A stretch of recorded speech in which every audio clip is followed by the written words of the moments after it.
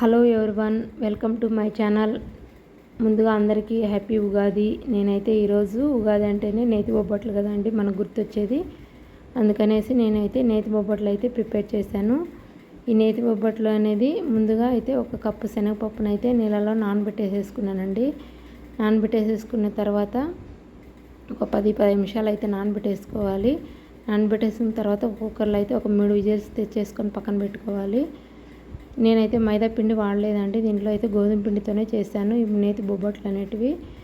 కొంచెం పసుపు, కొంచెం చిటికెడు ఉప్పు, నెయ్యి వేసేసి బాగా కలిపేసేసుకోవాలండి. కలిపేసుకున్న తర్వాత కొద్దిగా వాటర్ కూడా వేసేసి మనం మెత్తగా కలిపి పక్కన పెట్టేసుకోవాలండి. అంతలోపలే మనకు కుక్కర్లో 3 విజిల్స్ వచ్చాయి కదండి. శనగపప్పు కూడా ఈ చల్లార్చిన తర్వాత మిక్సీ జార్లో కూడా వేసేసేసి ఒక 4 యాలకులు కొట్టి వేసేసేయాలండి. వేసేసి మొత్తగా దీన్ని పూర్ణాన్ని అయితే బాగా మెత్తగా గ్రైండ్ చేసేసుకోవాలండి. గ్రైండ్ చేసేసుకున్న తర్వాత పక్కన పెట్టేసుకొని ఒక కప్పు అయితే బెల్లం తీసేసుకొని బెల్లం కూడా నీళ్ళు వేసేసి కొంచెం కరగబెట్టేసుకున్న తర్వాత ఈ పూర్ణాన్ని అంతా కూడా మనం శనగపిండి పూర్ణం అంతా రెడీ చేసుకున్నాం కదా, మిక్సీ జార్లో నుంచి కొద్దిగా వేసుకుంటూ బాగా కలుపుకోవాలండి. ఎటువంటి ఉండలు లేకుండా కలుపుకుంటూ ఉన్నట్లయితే మనకు ఒక 3-4 నిమిషాల్లో అయితే బాగా దగ్గరికి పడుతుంది. అప్పుడు కొద్దిగా మళ్ళీ ఒక 2 స్పూన్లు అయితే వేసి మళ్ళీ ఇలా ప్యాన్కి సపరేట్ అయ్యేంత వరకు ఇలా కలుపుకుంటూ ఉండాలండి. చూడండి, మనకైతే బాగా చక్కగా ఈ ముద్దలు అయితే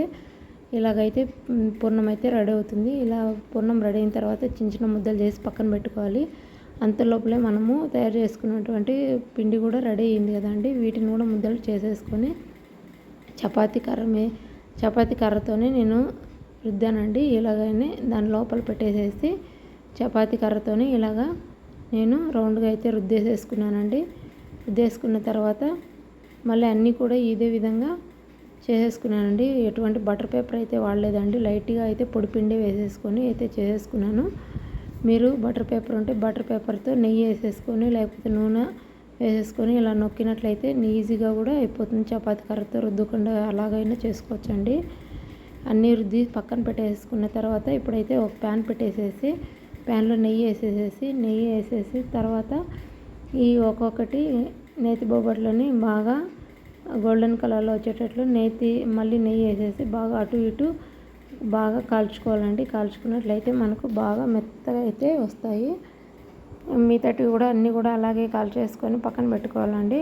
thank you for watching. Please like, share and subscribe.